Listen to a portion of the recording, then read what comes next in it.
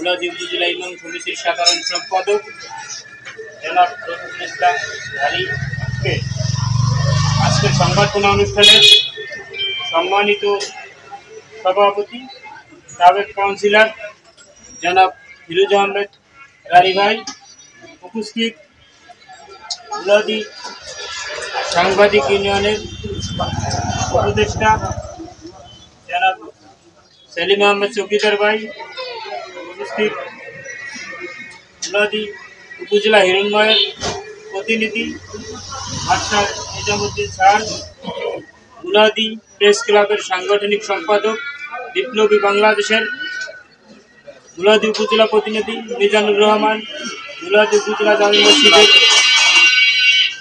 পেশ ইমাম শরিয়তুল্লাহ ভাইসহ উপস্থিত সকলকে আমার আন্তরিক সালাম, আসসালামু আলাইকুম।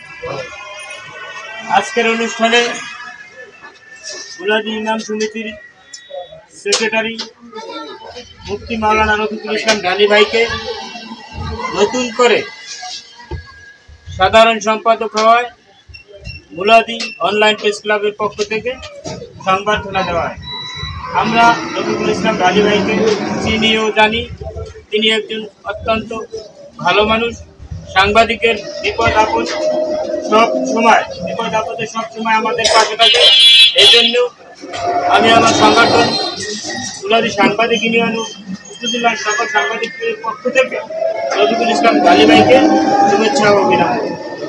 আজকের এই সংবর্ধনা অনুষ্ঠানে এভাবে আমাদের পাশে থাকার জন্য রফিকুল ইসলাম ঢালি ভাইকে অনুরোধ জানিয়ে আমি আমার সংক্ষিপ্ত বক্তব্য শেষ করছি।